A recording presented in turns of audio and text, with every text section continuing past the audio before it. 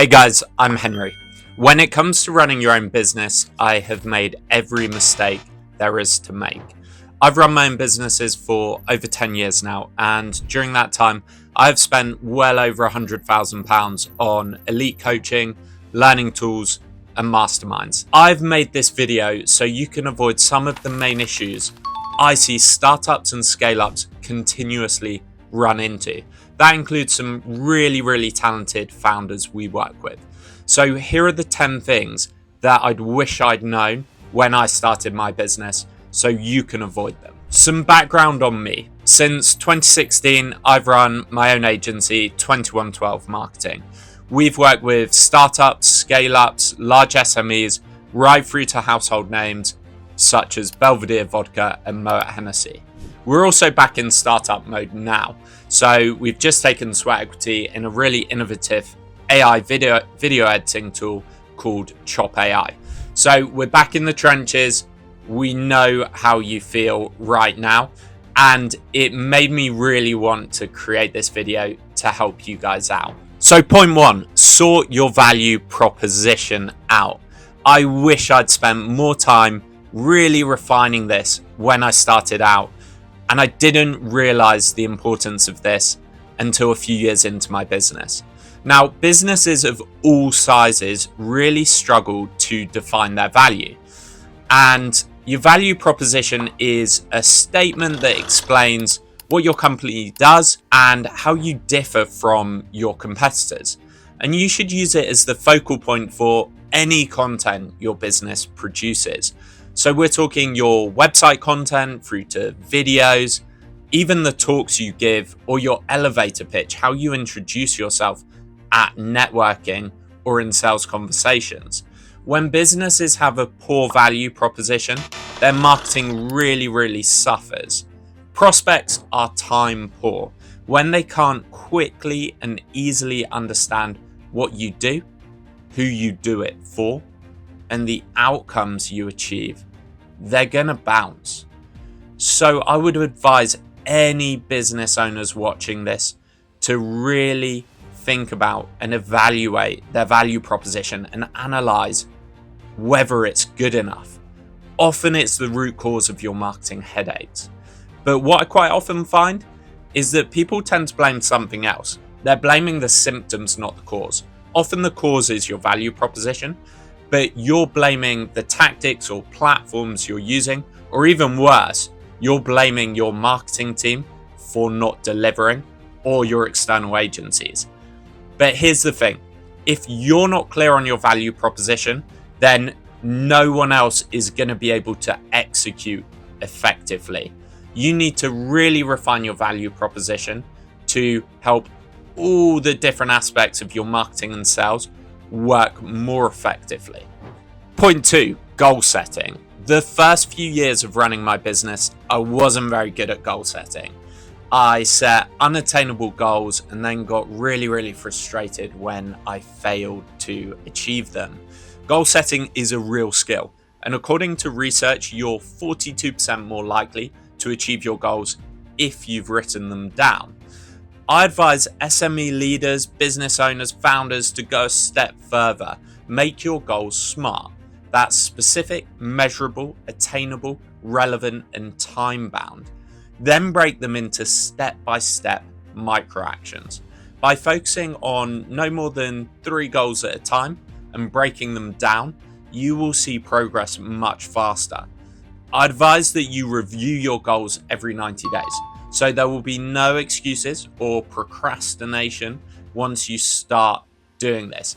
And I wish I'd done this more effectively from the start, setting attainable goals, breaking them down, and then really focusing on those and ignoring everything else. Point 3, start with the end in mind. I absolutely love Stephen Covey's advice in The 7 Habits of Highly Effective People. He tells us to start with the end in mind. So what I want you to do is start by writing your aims down for next year. I imagine at the top of your list will be to grow your business by a certain amount. I want you to break this down even further. So what I want you to look at is breaking it down based on the average value of your clients. Work out how many new clients you need to acquire to make your goal a reality. From there, based on your current sales conversion rate, work out how many leads your marketing needs to deliver to reach the number of clients you wish to acquire. For example, if you want to achieve 1 million in revenue next year and your average client value is 100k per year, then you effectively need to acquire 10 clients to achieve your goal.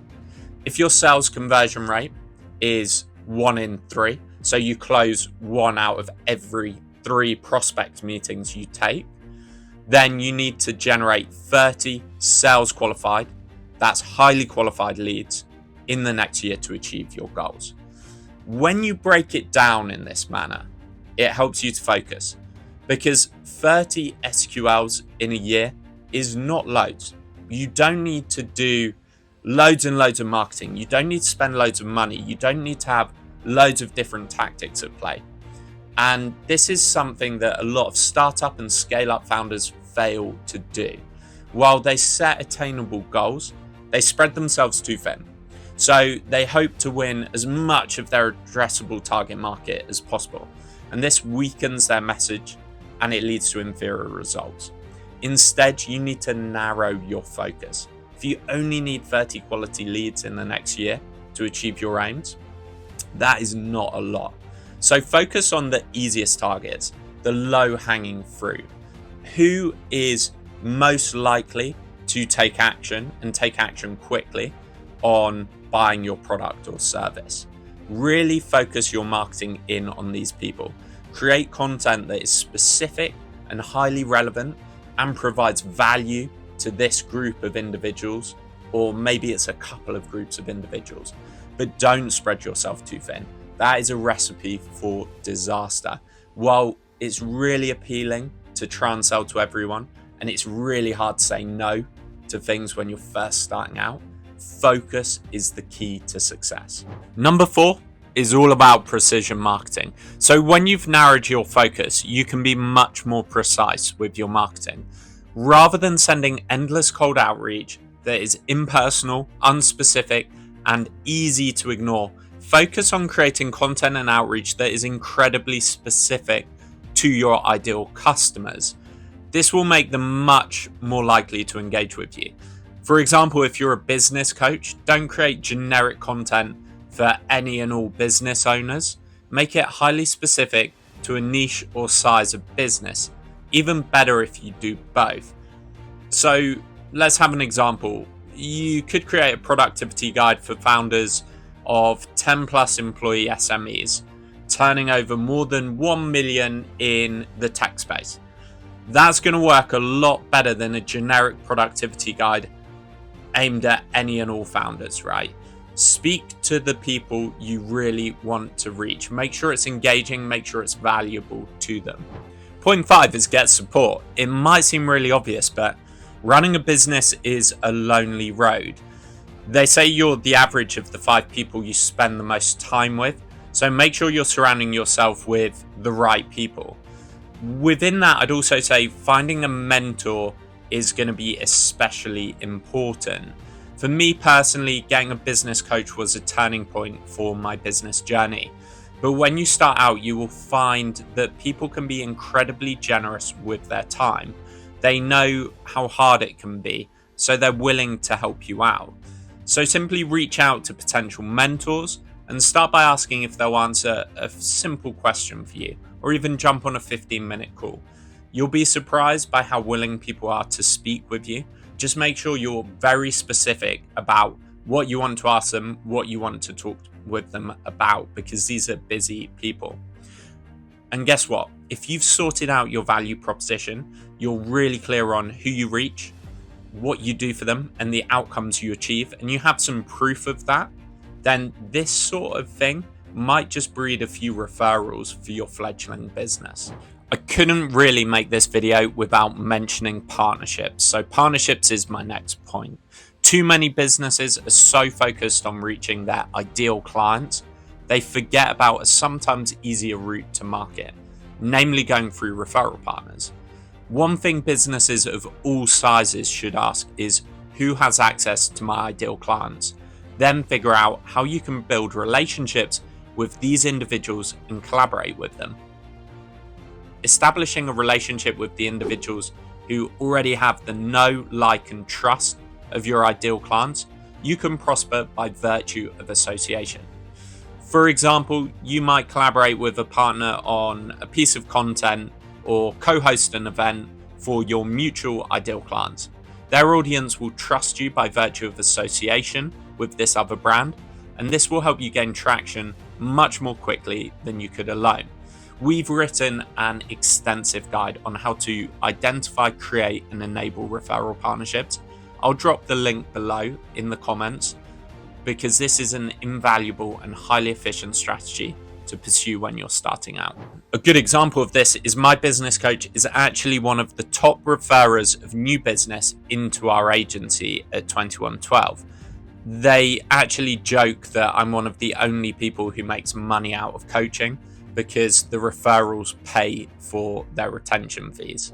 Okay, this is super important. Be in the right room. Remember the focus we spoke about? I'm talking about how you should really niche down on your ideal client. This applies to your networking too. I'm a huge proponent of networking when you're starting out, but don't just do it for the sake of it. Instead, focus on where your ideal clients hang out. Go and attend those events. Become familiar to them. Don't go in there and sell. Just focus on building relationships and learning more about your ideal clients and their challenges. As you progress, don't be afraid to offer yourself as a free speaker on your area of expertise. Opportunities will flow from finding the right rooms and attending those events regularly. Some of my most lucrative relationships have come from networking opportunities and experiences that I've gone on with other founders and peers. Okay, focus again, but this time on high value activities. Don't be a busy fool. As a leader, you need to focus your time on doing the activities only you can do. We like to call them high value activities. Too many talented startup founders get bogged down doing work that anyone could do. You need to outsource this. A classic example is you win a few clients and get too busy delivering the work to continue to fill your pipeline. When you experience client churn, as we all do, you have no new business opportunities in your pipeline, and you just repeat this cycle over and again.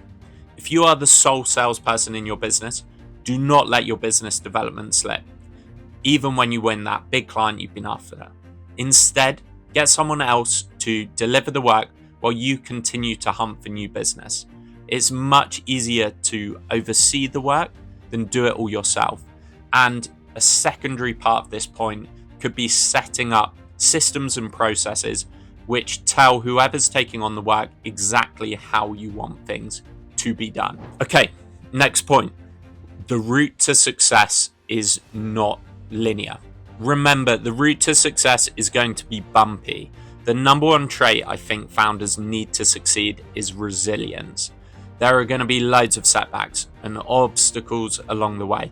So make sure you celebrate the wins when you get them and don't take the losses to heart. It's not a reflection on you. We all experience them. I've had so many setbacks. It's about how you dust yourself off and get up and go again. Let's wrap this up. My 9 points I wish I'd known at the start of my business journey. First is be resilient. The route to success is not linear. Then focus on those high value activities, outsource everything else. If your ideal target market is too difficult to reach, think about who else has access to them and how you can collaborate with them. Set those partnerships up. Get support. It's a tough, lonely road out there. Find the right rooms and become familiar within them. Be precise in your marketing. Start with the end in mind.